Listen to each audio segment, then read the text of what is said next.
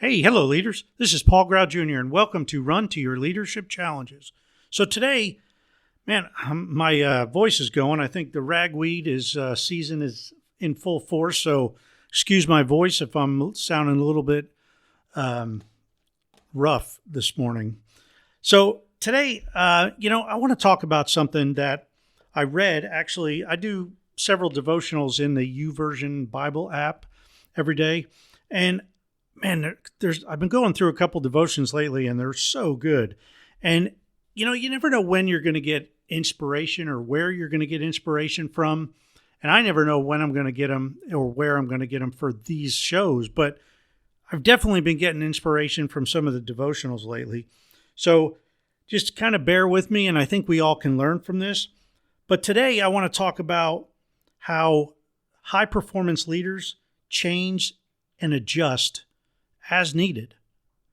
And this change and these adjustments, they might just be ongoing. I mean, for the rest of your lives, that we're always looking at ourselves and we're looking to grow as a leader, to get better. So one of the first things we have to realize, though, is in order to grow, we have to let go of something. In order to get better, we have to leave the not so good ways behind us. But the problem is a lot of these ways of doing things, which might not be the best, have become habits for us. And it's just, we do it subconsciously.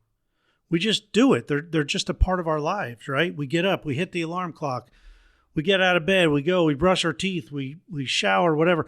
We're not even thinking about it. We just do it. And some of our habits have to change, have to adjust with the times, or possibly with the situation that we're leading, or possibly with our team members and how to lead our team members. So in this devotional the other day, it said that defects, and this is kind of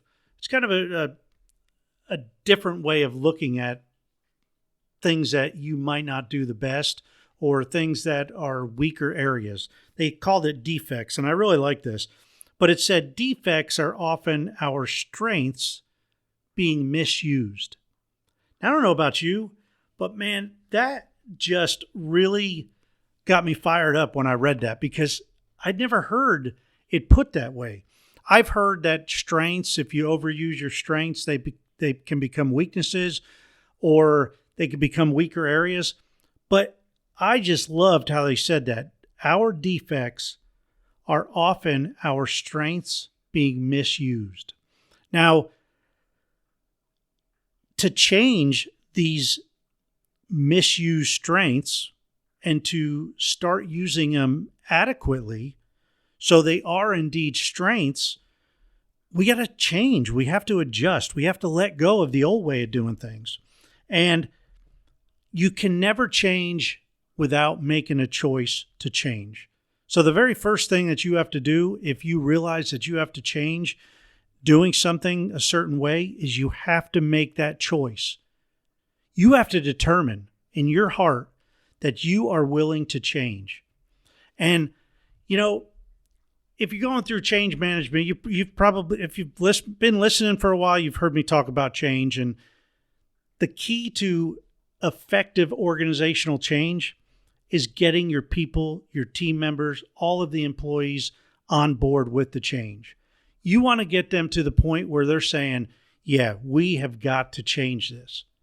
Because if you can get everybody on your team saying that, they're ready for the change. They want to change. And you prepare them by telling them how good it's going to be once we do change.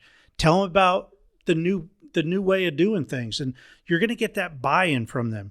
Well, it's the same thing if we're going to change one of our habits or the way we do things.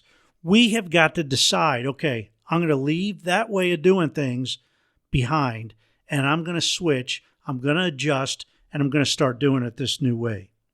Now, another thing we got to do, all right, so we got to make the choice. Another thing that is so important with changing and adjusting is the fact that we have got to realize that we cannot change by ourselves. We need people to help us change. And in a devotional, in the study, it talked about something. And if you're a believer, we have a counselor that is here to help us all the time. And that's the Holy Spirit. And if you're a believer, you know that you can pray to God for help, and He will help you change. The Holy Spirit will come beside you and help you along the way, will guide you, will allow you to do, things the way that they need to be done. The devotional also said, changing isn't about willpower, but it's about having the will and the power. And it said that God will give you the will and the power if you ask Him. And I think I've talked the other day about spending that quality time with God every day, because, man, you can gain so much wisdom just spending some quiet time with the Lord every day. And I've been starting to do that, and it's been, I kind of got away from it for a while, and my word for the year is prioritize. And I want to prioritize my life. I want God to be first. I want my wife to be second, family to be third, friends, and then business comes in fifth. And that's the way I want my priorities to go. So the will and the power. You need the will and the power to change. You got to make that choice to change.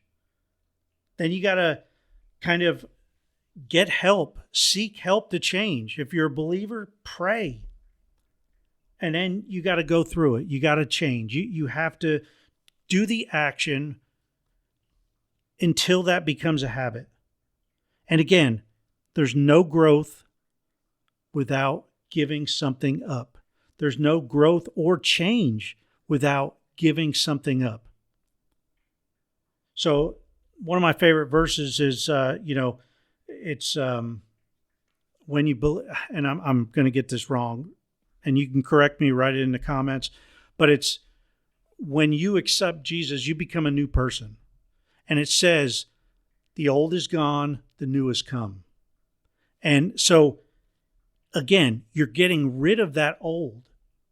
You're giving something up. You're letting go of the old ways, and you're accepting the new ways, and you're living the new ways. So that's it for today. And come on back tomorrow, because I got a whole bunch of good stuff. Again, this season, I'm going to be starting to interview people. I'm coming up with questions now. I'm talking to a couple other people that are helping me come up with some really good questions that I can ask on this podcast. If you have any idea of questions that you want to ask me or some of my listeners, by all means, send them in, because I want you to be involved in this process. I want to provide you with the best information that I can get from the people that I'm going to be interviewing. So if you want to be interviewed, or if you have any comments on that, you can always reach out to me at Paul, Paul, at CLCteam.com. And that's it for today. Have a great rest of your day. And until tomorrow, run to your challenges. We'll see you.